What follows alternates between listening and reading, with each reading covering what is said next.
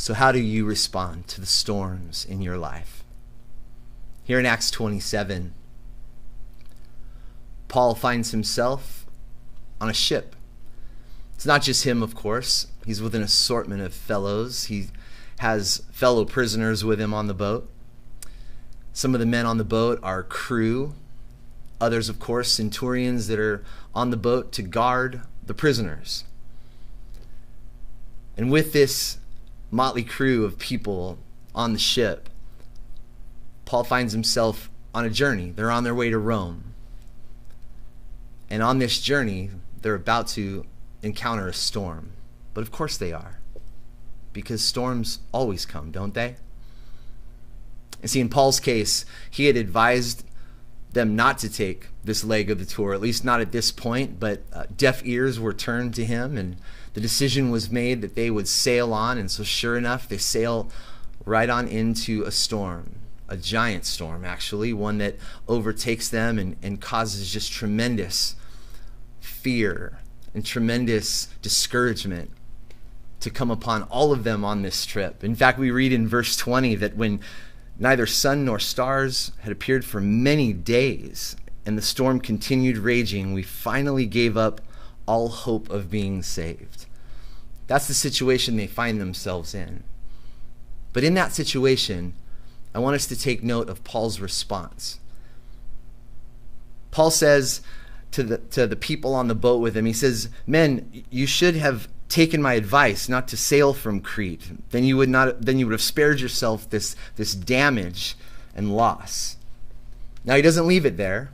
He doesn't leave it at sort of rebuking them for not listening to him in the first place.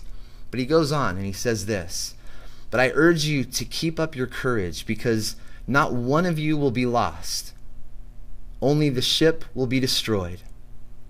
Last night an angel of the God whose I am and whom I serve stood beside me and said, 'Do not be afraid, Paul.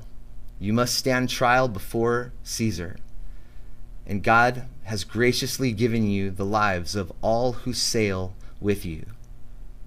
So keep up your courage, men, for I have faith in God that it will happen just as he told me.'" His response is an uncanny response in the midst of this kind of storm. All of a sudden, in chaos and in a tempest, Paul becomes a voice of peace and calm. And you wonder, well, where does that come from? And I believe it's because Paul is not really responding so much to the circumstances of the storm as much as he's responding from the place of rootedness in who he has found God to be. Or I'll say it this way. He's responding to the promise that God has made to him. Paul, it's going to be okay. In fact, I even give you these guys on the ship. They're in your care too, and you're all going to be okay. And because God has made that promise, Paul's decision in his heart is to be a person of peace, responding from a place of rootedness in that relationship he has with God. And I wonder, how do you and I respond to the storms in our lives? Do we respond in panic? Do we respond in seeing the circumstances around us and letting those things just take us down? Or do we respond based on the promises that God has made to us? Promises like, hey, as you go on your journey, as you go out and bless others and bless the nations, know that I'm with you. And I'll never leave you, and I'll never forsake you.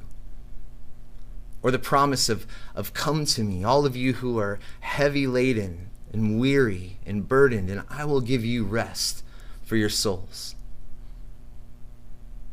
As we read Acts 27 together and spend some time in this scripture, I encourage you to ask yourself the question, how do I respond in times of storms in my life? Do I respond based on the circumstances around me, or do I respond from a place of the promises that God has made in my life?